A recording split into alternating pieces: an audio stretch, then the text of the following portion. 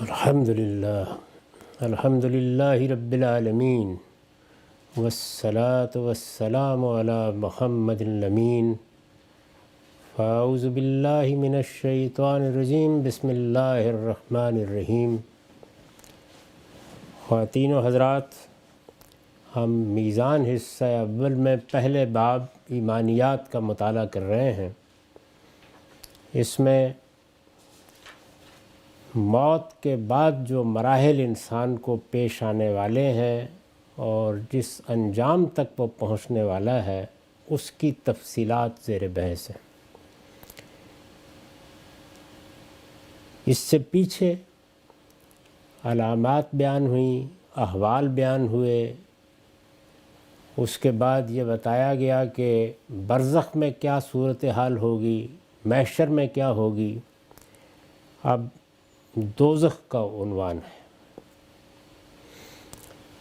میں نے لکھا ہے یہ مجرموں کے لیے سزا اور تزکیہ و تطہیر کی جگہ ہے۔ دونوں پہلو قرآن مجید سے واضح ہو جاتے ہیں، یعنی جو لوگ سزا کے مستحق ہیں انہیں سزا دی جائے، جنہوں نے ظلم کیا ہے، عدوان کے مرتکب ہوئے ہیں، دوسروں کے حقوق تلف کیے ہیں، وہ اپنے انجام کو پہنچیں۔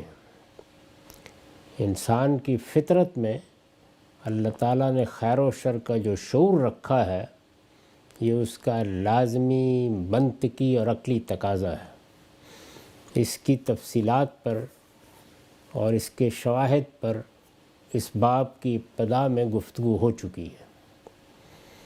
دوسرا پہلو تزکیہ و تطہیر ہے، یعنی سزا تو دی جائے لیکن اس سے مقصود محض سزا نہیں ہے بلکہ پاکیزہ بنا کر معاف کر دینا یا جنت میں داخل کرنا ہے۔ اس کے اشارات بھی قرآن مجید میں ہیں کہ اللہ تعالیٰ وہاں پر بھی پاکیزگی کا اہتمام کرے گا، اور یہ پاکیزگی کچھ سزا دے کر ہوگی۔ یہ مجرموں کے لیے سزا اور تزکیہ و تطہیر کی جگہ ہے۔ تزکیہ و تطہیر کے الفاظ اس لیے استعمال کیے گئے ہیں کہ اللہ تعالیٰ نے جس جنت کی خوشخبری دی ہے اس کے بارے میں واضح کر دیا ہے کہ وہ صرف انہی لوگوں کے لیے ہے جو اپنے نفس کو پاکیزہ بنا لیں، یعنی اس کا تزکیہ کر لیں۔ اسی لیے اس دنیا میں دین کا مقصد یہی بتایا گیا ہے کہ لوگوں کو پاکیزہ بنایا جائے، انہیں بتایا جائے کہ اللہ تعالیٰ کو کس طرح کی پاکیزگی مطلوب ہے جس کو وہ اس دنیا میں حاصل کرنے کی جدوجہد کریں گے۔ یہی وجہ ہے کہ میں بار بار یہ توجہ دلاتا ہوں کہ ہر چیز ضمنی ہے، اصلی مقصود پیغمبروں کی ہدایت کا تزکیہ ہے۔ یعنی جس طرح پیغمبر اپنی دعوت پیش کرتے ہیں اور وہ اگر رسالت کے منصب پر فائز ہوں تو کچھ نتائج مقصود بن جاتے ہیں، وہ اپنی قوموں کے لیے عدالت بن کر آتے ہیں۔ اسی طرح جو ہدایت وہ لے کر آتے ہیں اس کا ہدف، اس کا مقصد وہ تزکیہ ہے، اور ظاہر ہے کہ ان کی ہدایت ہی کو ہم دوسرے لفظوں میں دین کہتے ہیں یا دین سے تعبیر کرتے ہیں۔ یہ تزکیہ اس دنیا میں حاصل کرنا ہے۔ اس میں بنیادی حیثیت چار چیزوں کو حاصل ہے۔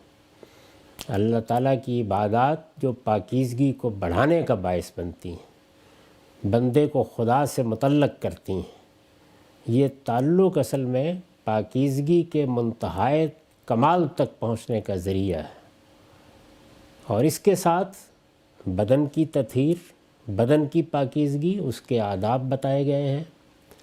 خور و نوش کی پاکیزگی، کھانے پینے کے معاملات میں حلت حرمت، خبائث سے اجتناب اور طیبات کو کھانے کا اہتمام۔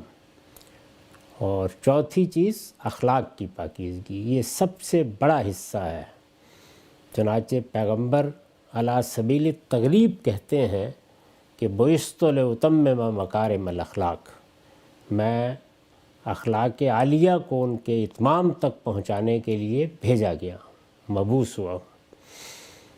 تو جن لوگوں کے ہاں یہ آلودگی کچھ باقی رہ جائے گی، انہیں وہاں یہ پاکیزگی اللہ تعالیٰ کی طرف سے عطا ہوگی، وہ عفو درگزر کے نتیجے میں بھی ہو سکتی ہے اور کچھ سزا کاٹ کر جنت میں داخل ہونے کی صورت میں بھی ہو سکتی ہے۔ تو دوزخ جس طرح سزا کی جگہ ہے، اسی طرح تزکیہ و تطہیر کی بھی جگہ ہے۔ یہ مجرموں کے لیے سزا اور تزکیہ و تطہیر کی جگہ ہے۔ اس کے متعدد نام قرآن میں آئے ہیں۔ کسی جگہ اسے جہنم کہا گیا ہے، کہیں سقر، اور کسی جگہ سعیر، النار اور النار الکبریٰ کے الفاظ سے تعبیر کیا گیا ہے۔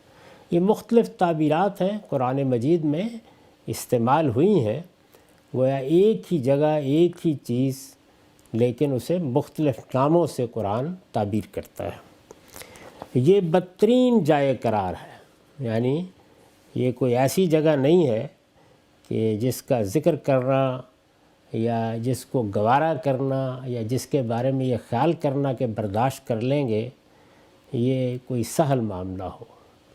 یہ بدترین جائے قرار ہے۔ اللہ تعالیٰ نے فرمایا ہے کہ اس کے 7 دروازے ہوں گے، جن میں سے ہر دروازے کے لیے مجرموں کا ایک حصہ مقرر ہوگا۔ یہ وسعت کو بیان کیا ہے، یعنی جہنم کیسی جگہ ہوگی، ایک پوری دنیا ہے، تو 7 دروازوں سے لوگ اس میں داخل کیے جائیں گے۔ قرآن نے جن چیزوں کو اصلی مہلکات قرار دیا ہے، مہلکات یعنی ہلاک کرنے والی چیزیں، قرآن نے جن چیزوں کو اصلی مہلکات قرار دیا ہے، وہ اگر شمار کی جائیں تو 7 عنوانات کے تحت آ جاتی ہیں۔ قرآن مجید میں مثال کے طور پر سورہ بنی اسرائیل میں، سورہ نساء میں یا دوسری صورتوں میں جگہ جگہ یہ بتایا گیا ہے کہ وہ کون سے جرائم ہیں جو انسان کے لیے آخرت میں ہلاکت کا ذریعہ بن جائیں گے۔ یعنی یہ وہ ہلاکت ہے کہ جو حقیقی ہلاکت ہے۔ یہاں تو آدمی کی گردن کاٹ لیں گے، چلیں اپنے پروردگار کے پاس پہنچ گیا، 2-4 گھڑی کی اذیت بھی ہوئی تو ختم ہو گئی، لیکن اصلی ہلاکت وہاں کا فیصلہ ہے۔ تو اس لیے قرآن مجید یہ تعبیر بھی اختیار کرتا ہے۔ شیطان انہی میں سے کسی ایک میں، یعنی جو 7 عنوانات کے تحت کبیرہ گناہ، بڑے بڑے گناہ آ جاتے ہیں، شیطان انہی میں سے کسی ایک میں یا سب میں مبتلا کر کے لوگوں کو جہنم کے راستے پر ڈالتا ہے۔ ابلیس کو بھی یہ معلوم ہے کہ وہ مہلکات کیا ہیں، وہ ہلاک کر دینے والی چیزیں کیا ہیں، تو وہ دیکھتا ہے کہ کسی کا کیا رجحان ہے، کسی کے اندر کن چیزوں کے میلانات ہیں۔ تو ایسا بھی ہوتا ہے جیسے ہم محاورے میں کہتے ہیں کہ 5 عیب شرعی ہیں کہ سبھی میں مبتلا کر دیا، اور یہ بھی ہوتا ہے کہ کسی ایک میں 2 میں مبتلا کر کے ہلاکت کے راستے پر ڈال دیا۔ شیطان انہی میں سے کسی ایک میں یا سب میں مبتلا کر کے لوگوں کو جہنم کے راستے پر ڈالتا ہے۔ یہ درجہ بندی غالباً انہی مہلکات کے لحاظ سے ہوگی، یعنی اگر 7 دروازے مقرر کیے گئے ہیں جیسے کہ سورہ ہجر میں فرمایا ہے، تو اس کے قیاس کیا جا سکتا ہے کہ یہ دروازے اعمالی کے لحاظ سے ہوں گے۔ جس طریقے سے جنت کے بارے میں بعض حدیثوں سے ہمیں معلوم ہوتا ہے کہ روزے داروں کے لیے، یعنی روزے کو خاص اہتمام سے رکھنے والوں کے لیے الگ دروازہ، اسی طرح نماز خاص اہتمام سے پڑھنے والے، انفاق خاص اہتمام سے کرنے والے، سخی اور فیاض لوگ وہ الگ دروازے سے، اور اسی طریقے سے دوسری نیکی اور خیر کے کام لوگوں کے لیے علامت بنیں گے۔ یہ معاملہ جس طرح جنت میں ہوگا اسی طریقے سے جہنم میں بھی ہوگا۔ یہ درجہ بندی غالباً انہی مہلکات کے لحاظ سے ہوگی۔ اس سے جہنم کی وسعت کا بھی کچھ اندازہ کرانا پیش نظر ہے کہ یہ ایسی وسیع ہوگی کہ اس کے 7 دروازے ہوں گے جن سے جہنمیوں کے گروہ ان کے جرائم کے لحاظ سے الگ الگ داخل کیے جائیں گے۔ نیز فرمایا ہے کہ اس کی نگرانی کے لیے اس پر 19 فرشتے مقرر ہوں گے، یعنی اس کا نظم چلانے کے لیے اللہ تعالیٰ نے قرآن مجید میں سورہ مدثر میں یہ بتایا ہے کہ علیہ 19 اس پر 19 فرشتے مقرر ہوں گے۔ سورہ مدثر کی یہ 27 سے 30 آیات ہیں۔ وما ادراک ما سقر لا تبقی ولا تذر لواحۃ للبشر علیہا 19، اور تم کیا سمجھے کہ دوزخ کیا ہے، وہ نہ ترس کھائے گی نہ چھوڑے گی، چمڑی جھرس دینے والی، اس پر 19 مقرر ہے۔ قرآن مجید میں یہ بات جگہ جگہ بیان کی گئی ہے کہ جانتے بوجھتے کفر و شرک کا ارتکاب کرنے والوں کے لیے دائمی عذاب ہے۔ یعنی یہ 2 جرائم ایسے ہیں جن کے بارے میں قرآن مجید نے بتایا ہے کہ اگر کوئی شخص ان پر اصرار کرتا ہے، جس کو دوسری جگہ تعبیر کیا یسرون علی الحنث العظیم، ان پر اصرار کرتا ہے، یعنی شرک کا ارتکاب کیا، شرک کو دین بنایا، اور جب پیغمبروں کی طرف سے صالحین کی طرف سے توجہ دلائی گئی تو بجائے اس کے کہ توبہ و استغفار کرتا اور اتنے بڑے گناہ سے بچتا، یہ اللہ پر جھوٹ باندھنے کا گناہ ہے، اور تمام پیغمبروں نے اس کو سب سے بڑا گناہ قرار دیا ہے، تو وہ شخص بجائے اس کے کہ اس سے بچتا، وہ تکبر میں مبتلا ہوا، اکڑ بیٹھا اور اس نے انکار کر دیا۔ یہ صورت اگر پیدا ہو گئی ہے کسی شخص کے ساتھ تو پھر اس کے لیے دائمی عذاب ہے۔ یہی معاملہ کفر کا ہے۔ کفر کا مطلب کیا ہے قرآن کی اصطلاح میں؟ یعنی لغوی اعتبار سے تو کسی چیز کے انکار کرنے کے معنی میں کفر کا لفظ استعمال ہوتا ہے، اور قرآن میں یہ لغوی مفہوم میں بھی جگہ جگہ آیا ہے، لیکن اصطلاح میں اس کا مطلب یہ ہے کہ اللہ کے پیغمبر نے آ کر دعوت دی، اللہ کے پیغمبر نے آ کے وہ حقائق بتائے جن کو ماننا ضروری ہے، اور سننے والوں نے پیغمبر کی بات ماننے سے انکار کر دیا۔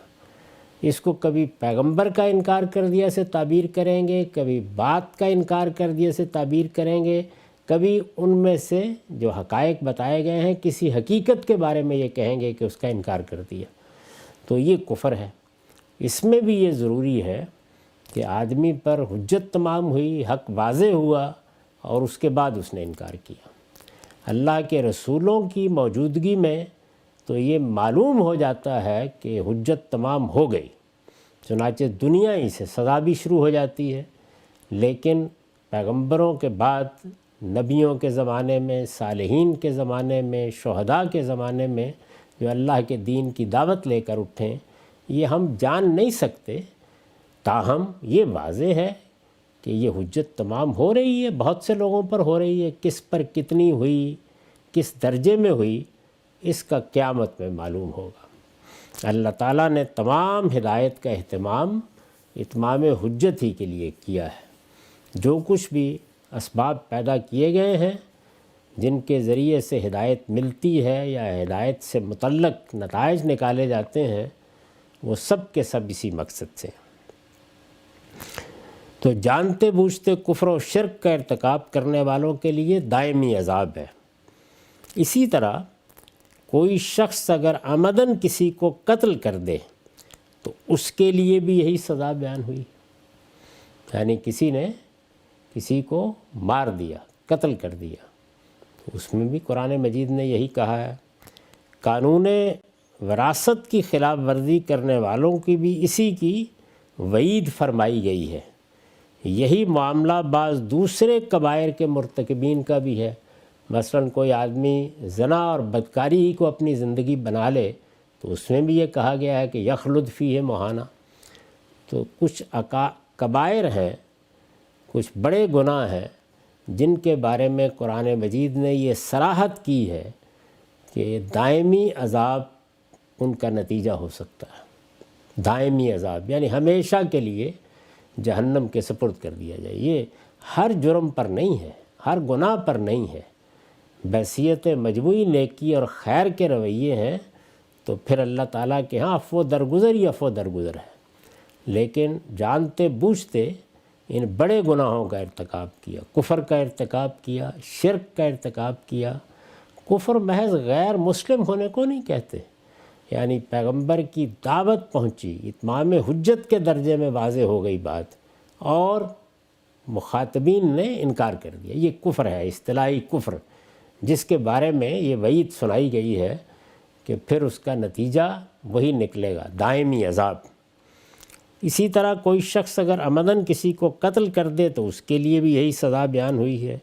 قانون وراثت کی خلاف ورزی کرنے والوں کو بھی اسی کی وعید فرمائی گئی ہے، یعنی اللہ تعالیٰ نے جو حصے مقرر کر دیے ہیں اور جو قانون نازل کر دیا ہے، اگر کوئی شخص جانتے بوجھتے اس کی خلاف ورزی کرتا ہے تو سورہ نساء کی آیت 11-12 کے نیچے دیکھیے، یہی وعید ہے۔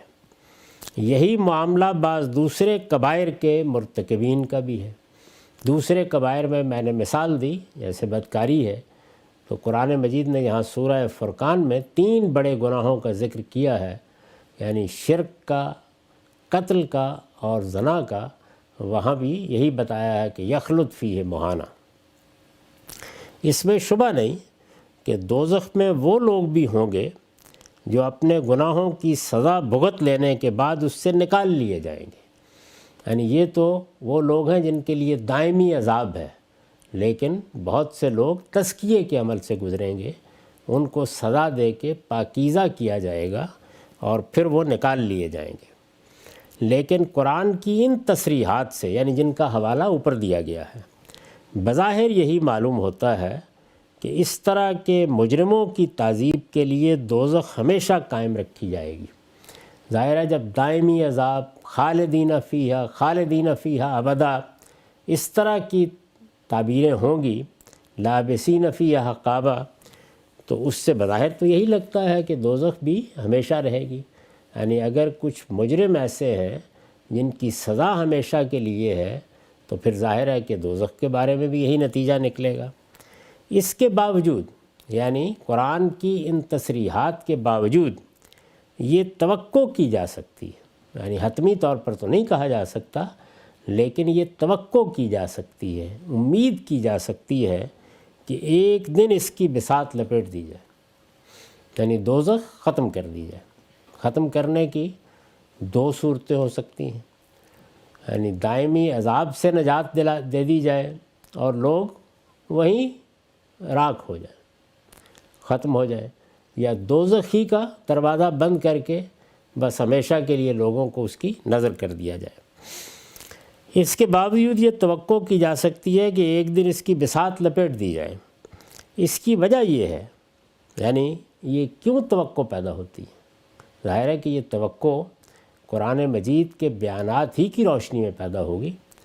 یہ بات بھی قرآن ہی نے کہی ہے کہ ان کے لیے دائمی عذاب ہے، اور یہ بات بھی قرآن مجید ہی کی تصریحات یا اشارات سے نکلتی ہے۔ کیسے نکلتی ہے؟ اس کی وجہ یہ ہے کہ اس کا عذاب وعدہ نہیں بلکہ وعید ہے، یعنی اللہ تعالیٰ جب کوئی خیر ہمیں دینا چاہتے ہیں اور کہتے ہیں کہ میں یہ لازماً دوں گا، مثال کے طور پر وہ یہ کہتے ہیں کہ جن لوگوں کو میں جنت میں داخل کروں گا انہیں ابدی زندگی دوں گا، ہمیشہ کی زندگی دوں گا، یا اس کی نعمتوں کا ذکر کرتے ہیں، یا یہ کہتے ہیں کہ قیامت کے دن کوئی بے انصافی نہیں ہوگی، ہر حال میں اللہ کا آخری عدل ظہور میں آئے گا، اور یا یہ بتاتے ہیں کہ اللہ تعالیٰ کی رحمت احاطہ کیے ہوئے ہوگی۔ ظاہر ہے کہ اس میں درگزر کے سب واقع آ جاتے ہیں۔ جب یہ باتیں اللہ تعالیٰ بیان فرماتے ہیں تو یہ سب اللہ کے وعدے ہیں، اور وعدوں کے بارے میں قرآن نے یہ بتایا ہے کہ ان اللہ لا یخلف المیعاد، اللہ کبھی وعدوں کی خلاف ورزی نہیں کرتا، اس لیے کہ وعدے کی خلاف ورزی تو اخلاقی لحاظ سے کسی انسان سے بھی متوقع نہیں ہوتی، کجا یہ کہ اس کائنات کے خالق سے اس کی توقع کی جائے یا اس کا اندیشہ ہو، اس لیے کہ وہ تو بیدہ الخیر، سراسر خیر ہے۔ لیکن یہ جو عذاب کی بات ہے کہ یہ عذاب اتنا ہوگا اور اتنا ہوگا اور اتنا ہوگا، یہ اس لحاظ سے تو بالکل ٹھیک ہے کہ اللہ تعالیٰ نے ان گناہوں کا یہ صلہ ہمیں بتا دیا ہے کہ وہ چاہے گا تو اس درجے میں اس پر مواخذہ کرے گا یا یہ سزا دے گا، اس حد تک بات واضح ہے۔ لیکن یہ سزا دے گا یہ کیا وعدہ ہے؟ یہ وعید ہے۔ یعنی اللہ تعالیٰ نے اس بات کی دھمکی دی ہے، یہ کہا ہے کہ یہ میں کر ڈالوں گا۔ ظاہر ہے کہ جس وقت یہ کہا جاتا ہے تو جیسے ہمارے ہاں قانون میں یہ بات کہی جاتی ہے یا کوئی حکمران یہ بات کہتا ہے کہ میں یہ سزا دوں گا، یا چھوٹے پیمانے کے اوپر ماں باپ ہی یہ کہتے ہیں، تو یہ وعدہ نہیں ہوتا۔ یعنی باپ نے اگر یہ کہا ہے کہ میں تم امتحان میں کامیاب ہو جاؤ تو تم کو یہ چیز لے دوں گا، تو یہ وعدہ ہے، محبت سے یہ وعدہ کیا گیا ہے، اس کی خلاف ورزی نہیں ہوگی۔ انسانوں سے تو آپ یہ توقع کر سکتے ہیں، لیکن اللہ تعالیٰ سے اس کی کوئی توقع نہیں کر سکتا، اور اللہ تعالیٰ نے خود بھی بتا دیا ہے کہ لا یخلف المیعاد۔ البتہ دھمکی، والد نے کہا کہ اس پر پٹائی ہو جائے گی تمہاری، تو یہ وعید ہے۔ وعید کو وعید دینے والا جب چاہے اٹھا لے، اس کے اوپر کوئی اخلاقی اعتراض نہیں ہوتا، اخلاقی اعتراض نہیں ہوتا۔ یعنی یہ نہیں کہا جا سکتا کہ یہ کہا تھا کہ فلاں کو اتنی سزا دی جائے گی اور پھر نہیں دی۔ اگر عفو درگزر کا غلبہ ہو گیا ہے، اگر رحمت کا غلبہ ہو گیا ہے اور معاف کر دیا ہے، تو یہ کوئی اخلاقی لحاظ سے غلط کام نہیں ہوا۔ اس کی وجہ یہ ہے کہ اس کا عذاب یعنی دوزخ کا عذاب وعدہ نہیں بلکہ وعید ہے، اور عالم کا پروردگار یہ حق یقیناً رکھتا ہے کہ اپنی رحمت سے ان مجرموں کی سزا میں تخفیف کرے یا خاک اور راکھ بنا کر ہمیشہ کے لیے اسی جہنم کی مٹی میں دفن کر دے۔ یہ ظاہر ہے کہ کسی کے مطالبے پر نہیں ہوگا۔ قرآن مجید میں جو کہا گیا ہے کہ وہ خواہش کریں گے یا یہ چاہیں گے یا اس کے لیے روئیں اور چلائیں گے لیکن کوئی آواز نہیں سنے گا، تو وہ ان کے مطالبے کی نفی ہے۔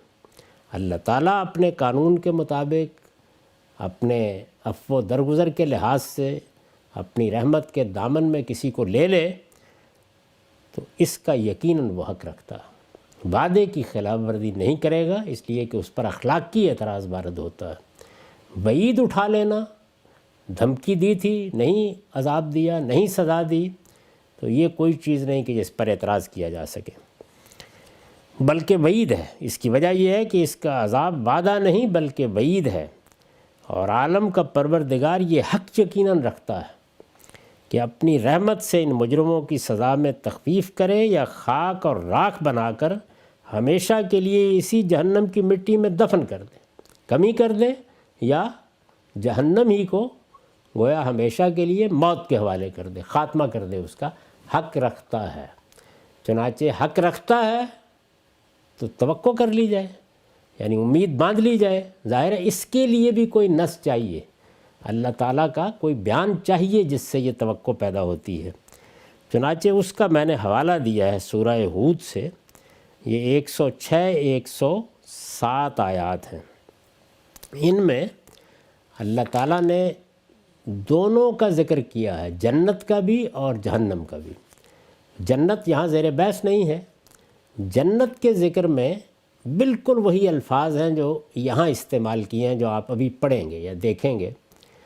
یعنی یہ بتایا ہے کہ وہ لوگ کہ جو تقوی اختیار کریں گے، سعادت مند ہوں گے، وہ جنت میں جائیں گے اور پھر وہاں پر ہمیشہ ہمیشہ کے لیے رہیں گے، جب تک کہ وہ زمین و آسمان قائم رہیں گے جو اللہ تعالیٰ قیامت کے بعد بنائے گا۔ یعنی جب تک اس کی وہ کائنات قائم ہے رہیں گے، سوائے اس کے کہ اللہ کچھ اور چاہے، یعنی اپنی اسکیم میں کوئی تبدیلی کرے۔ یہ بات جیسے ہی کہی تو جنت کے معاملے میں یہ سوال پیدا ہوا کہ پھر کیا وہ نعمت جو ملی ہے اور وہ ابدی زندگی ملی ہے، کیا یہ خیال کیا جائے کہ جب اللہ تعالیٰ نے کہہ دیا الا ما شاء ربک، اللہ یہ کہ تیرا پروردگار کچھ اور چاہے تو خاتمہ ہو جائے گا اس کا، تو فوراً تردید کی ہے اس کی۔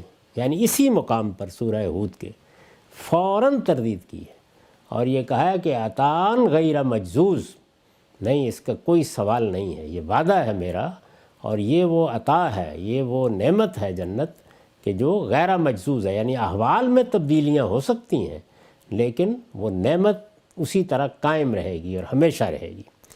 اس کے ساتھ اب جہنم کا ذکر کیا ہے اور وہ دیکھیے کیسے کیا ہے، یعنی بات بالکل وہی، آیت کی ابتدا وہی، سارے مقامات وہی، آخر میں ایک تبدیلی کر دی ہے اور وہی تبدیلی ہے جس کی بنیاد پر میں نے وہ لفظ استعمال کیا ہے کہ توقع پیدا ہو گئی ہے کہ اللہ تعالیٰ اپنی یہ وعید کسی موقع پر اٹھا لے، کسی موقع پر، ہم نہیں جانتے کب۔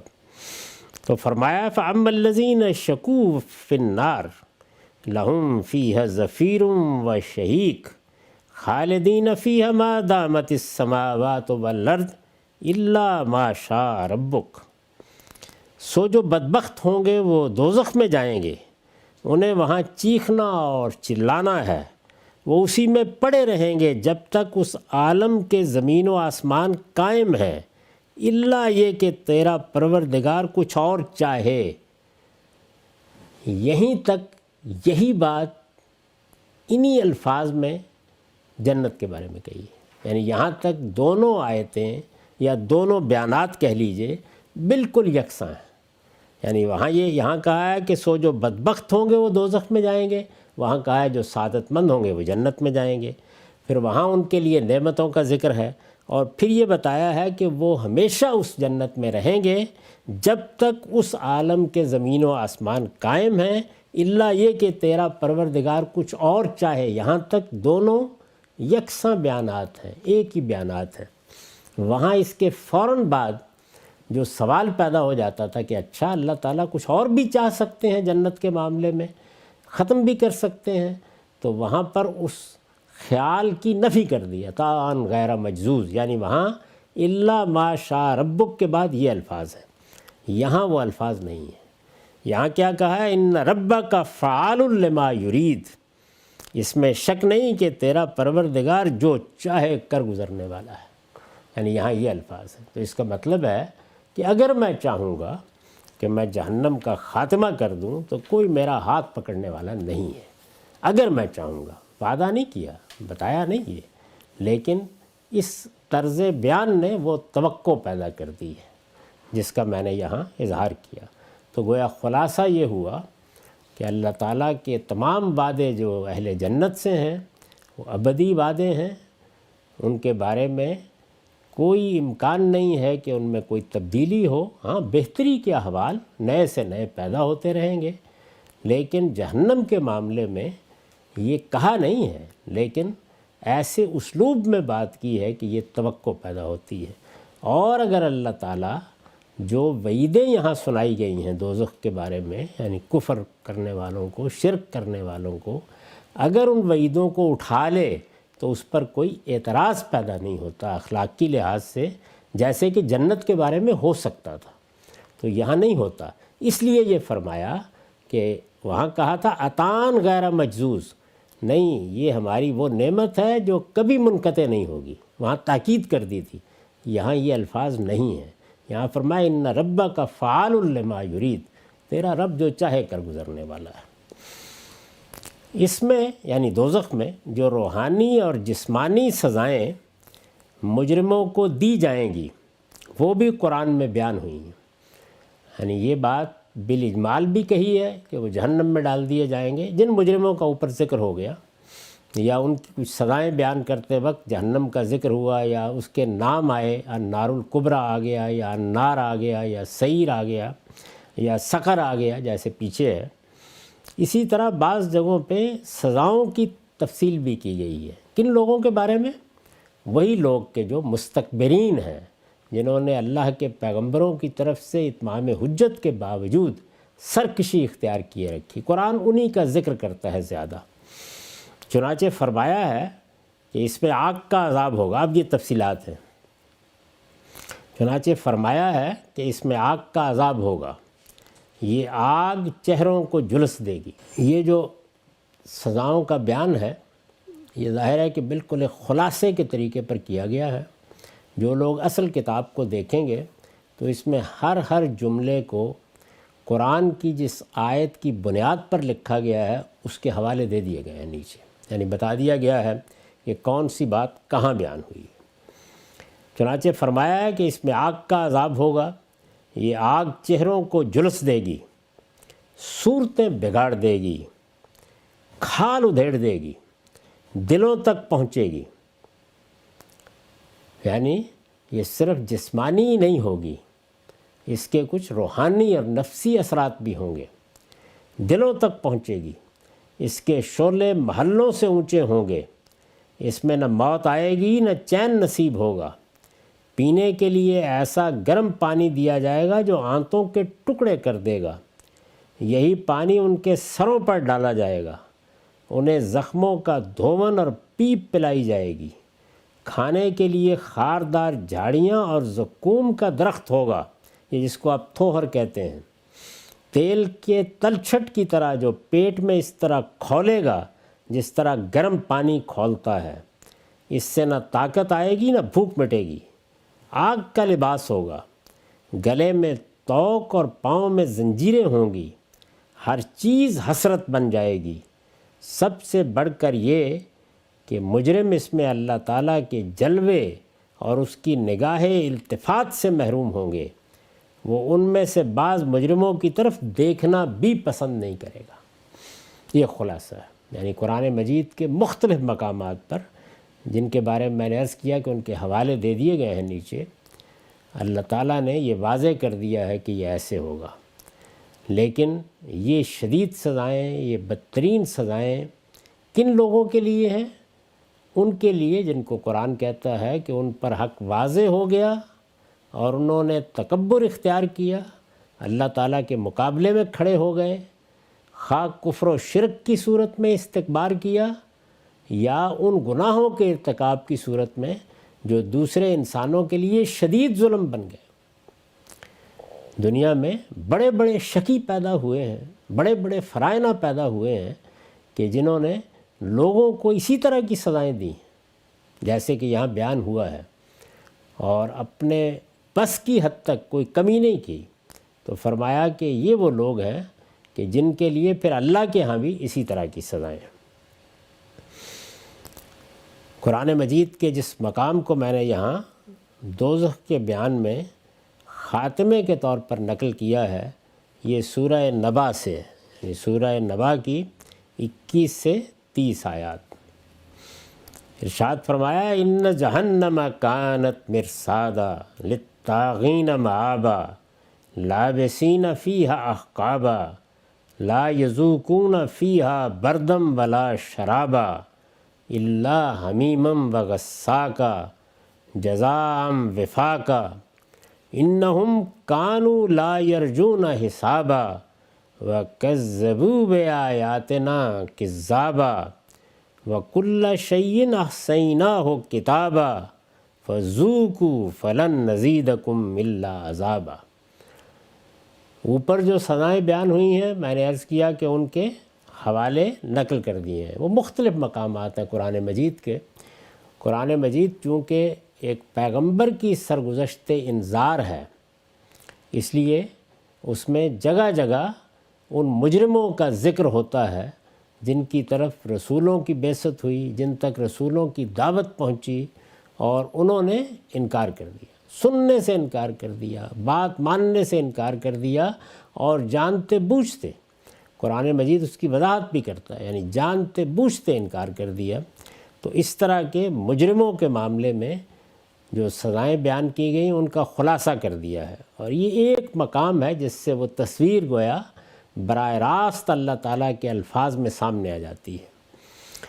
اس کا ترجمہ ہے، حقیقت یہ ہے کہ جہنم گھات میں ہے، یعنی انسان اس دنیا میں اپنے آپ کو بے خوف کر لیتا ہے، نچنت ہو جاتا ہے، وہ سمجھتا ہے کہ کون مواخذہ کرے گا، کون پوچھے گا۔ جب توجہ دلائی جاتی ہے تو اسے خیال ہوتا ہے کہ یہ کہاں کی باتیں ہیں، ایسے ہی مذہبی لوگ، ملا لوگ اس طرح کی باتیں کرتے رہتے ہیں، خبت ہے انہیں اس طرح کی باتیں کرنے کا، اس کی کوئی حقیقت نہیں ہے۔ ہم دنیا میں ہیں، آتے ہیں جاتے ہیں، یہ بابر بعیش کوش کے عالم دوبارہ نیست۔ تو اس طرح کے مجرموں کو متنبع کیا ہے کہ حقیقت یہ ہے کہ جہنم گھات میں ہے، یعنی جیسے کوئی شکار کرنے کے لیے گھات میں تاک لگا کر بیٹھا ہوتا ہے، اس طرح جہنم تمہارا تعاقب کر رہی ہے۔ گویا جہنم اور دوزخ تمہارے پیچھے ہے، دائیں ہے، بائیں ہے، وہ نمودار ہو جائے گی، بس آنکھ بند ہونے کی دیر ہے۔ جہنم گھات میں ہے، سرکشوں کا ٹھکانہ۔ یہ جس طرف میں نے توجہ دلائی کہ جو سزائیں بیان کی گئی ہیں وہ کن کے لیے ہیں؟ للطاغین مآبا۔ بندہ ہے، اس سے گناہ ہو گیا، اس سے غلطی ہو گئی، وہ کسی غلط فہمی میں رہا، وہ زیر بحث نہیں ہے۔ للطاغین مآبا، سرکشوں کا ٹھکانہ۔ بات واضح ہو گئی، مقابلے میں کھڑے ہو گئے خدا کے پیغمبروں کے، صالحین کے۔ حقیقت یہ ہے کہ جہنم گھات میں ہے، سرکشوں کا ٹھکانہ، اس میں وہ مدتوں پڑے رہیں گے۔ ظاہر ہے کہ یہ مدتوں کی تعبیر اختیار کی ہے، اس سے بعض لوگوں نے استنباط کیا ہے اسی بات کا جس کی طرف میں نے اشارہ کیا، یہاں تک کہ علامہ اقبال نے بھی اپنے خطبات میں یہی بات کہی۔ تاہم دوسری جگہوں پر صراحت سے بیان کیا ہے کہ خالدین فیہا یا خالدین فیہا ابدا، ہمیشہ رہیں گے، ہمیشہ ہمیشہ رہیں گے۔ اس لیے وہی بات ہے جس کی طرف میں نے توجہ دلائی، اور وہ یہ کہ ایک مقام پر یہ بتا دیا ہے کہ یہ سزائیں ہیں، میں دوں گا تو دے دوں گا، لیکن اگر میں اس سے مختلف کچھ کرنا چاہوں تو میں کر گزرنے والا ہوں۔ بس اس سے توقع پیدا ہوتی ہے۔ اس میں وہ مدتوں پڑے رہیں گے، نہ اس میں ٹھنڈک کا مزہ چکھیں گے، نہ پینے کی کسی چیز کا، گرم پانی اور بہتی پیپ کے سوا، ان کے عمل کے مطابق ان کا بدلہ۔ یہ دیکھیے، ان کے عمل کے مطابق ان کا بدلہ، یعنی اللہ تعالیٰ واضح کریں گے کہ تم نے جو عمل کیا، جو سرکشی اختیار کی، جس درجے میں تم بیگانہ ہوئے، یہ دیکھو یہ ہے وہ درجہ، اور اس کے مقابل میں اب یہاں یہ بحث تم نہیں کر سکتے کہ سزا بڑی غیر معمولی ہو گئی، نہیں، وہ وہاں پر دونوں کا وزن کر کے دکھا دیا جائے گا کہ یہ بالکل برابر سزا ہے، ان کے عمل کے مطابق ان کا بدلہ۔ وہ کسی حساب کی توقع نہ رکھتے تھے، وہی جس کی طرف میں نے اشارہ کیا کہ یہی کہتے تھے کہ یہ کہاں کی باتیں ہیں، ایسے ہی توران ایران کی سناتے رہتے ہیں مولوی لوگ، کوئی حقیقت نہیں اس کی۔ وہ کسی حساب کی توقع نہ رکھتے تھے، اور ہماری آیتوں کو انہوں نے بے دریغ جھٹلا دیا تھا، یعنی سوچے سمجھے بغیر بات سامنے آئی اور بس اٹھایا اور پھینک دیا۔ یہ سرکشی کو آگے واضح کیا ہے۔ اور ادھر یعنی وہ یہ کر رہے تھے، یہ استکبار، یہ سرکشی، یہ بے دریغ جھٹلا دینا، یہ جانتے بوجھتے اٹھا کے پھینک دینا، وہ یہ کر رہے تھے ادھر، اور ہم ان کی ہر چیز ہم نے لکھ کر گن رکھی تھی، اور ادھر حساب ہو رہا تھا، ایک ایک چیز کا ریکارڈ ترتیب دیا جا رہا تھا، ایک ایک چیز۔ اب تو ہم بھی جانتے ہیں کہ ایک ایک لفظ، ایک ایک موومنٹ، ایک ایک حرکت وہ بالکل ریکارڈ میں محفوظ رکھی جاتی ہے۔ یہ تو ہمارے ایجادات نے یہ کر دکھایا، نہیں کہا جا سکتا کہ اس پروردگار کے ہاں کیا صورت ہوگی۔ یہاں سی سی ٹی وی کیمرے جب چلائے جاتے ہیں تو ایک ایک چیز نمایاں ہو جاتی ہے، اور آدمی کے پاس کچھ کہنے کے لیے نہیں رہتا، تو وہاں پر کیا بندوبست ہوگا، اس کی مثال محض ایک قیاس کے لیے ہے، وہ اس کائنات کا پروردگار ہے۔ تو فرمایا ادھر ان کی ہر چیز ہم نے لکھ کر گن رکھی تھی، اس لیے اب چکھو کہ ہم تمہارے لیے عذاب ہی بڑھائیں گے۔ یعنی اب یہ خیال نہ کرو کہ تمہارے مطالبے پر، تمہارے کہنے سے، تمہاری حسرت سے کوئی کمی ہو جائے گی۔ ہمارے عفو درگزر کے معاملات الگ ہیں، اگر تم مطالبہ کرو گے تو مطالبہ کمی کا کرو گے، نتیجے کے طور پر اور عذاب بڑھ جائے گا۔ یہ وعید سنائی ہے اللہ تعالیٰ نے، اس سے اللہ کی پناہ مانگنی چاہیے، ہر بندہ مومن کو پناہ مانگنی چاہیے، اور دعا کرنی چاہیے کہ اس کی کوئی دور سے آہٹ بھی کسی سچے صاحب ایمان کو نہ پہنچے۔ اقول قولی ھذا واستغفر اللہ لی ولکم ولسائر المسلمین۔